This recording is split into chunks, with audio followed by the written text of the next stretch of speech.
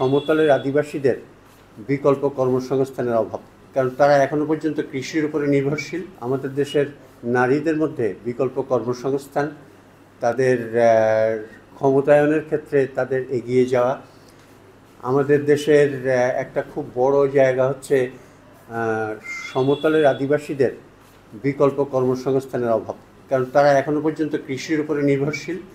আমরা সেখানে এতদিন ধরে দেশে প্রচলিত যে দক্ষতা উন্নয়ন কর্মসূচি সরকারের এবং অন্যান্য উন্নয়ন সংস্থা ছিল, তার বিকল্প হিসেবে আমরা তাদেরকে এদেশের বিভিন্ন বাজারে, বিভিন্ন ওয়ার্কশপে এবং দোকানে আমরা মনে করেছি যে তাদেরকে যদি আমরা সামান্য একটু সহযোগিতা করি, তখন সেখানে ঝরে পড়া যে সমস্ত যুব আদিবাসী আছেন, নারী এবং পুরুষ, তাদেরকে মূল স্রোতে নিয়ে আসার জন্যে এবং কর্মসংস্থানের জন্যে আমরা একটা ভূমিকা পালন করতে পারি।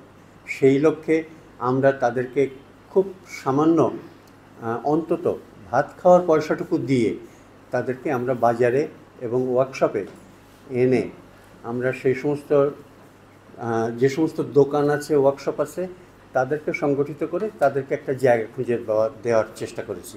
এবং সেখানে তারা বিভিন্ন মেকানিক্যাল কারিগরি জ্ঞান নিয়ে তারা নিজেরা তাদের নিজেদের আত্ম উন্নয়নের জন্য কাজ করেছেন। আর একটা হচ্ছে যে আমরা এদেশে নাগরিক সমাজের মধ্যে একটা উন্নয়নমূলক কর্মকাণ্ড পরিচালনা করবার জন্যে জন উদ্যোগ বলে একটা সিভিল সোসাইটি প্ল্যাটফর্ম সংগঠিত করেছি। তারা বিভিন্ন জায়গায়, তারা স্থানীয় এবং জাতীয় পর্যায়ে বিভিন্ন ইস্যুতে ভূমিকা রাখছেন।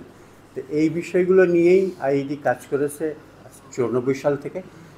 সংবাদ, ফিচার ও অনুষ্ঠানের জন্য ভিজিট করুন সংবাদ প্রকাশের ওয়েবসাইট এবং যুক্ত থাকুন ফেসবুক পেজ ও ইউটিউব চ্যানেলের সঙ্গে।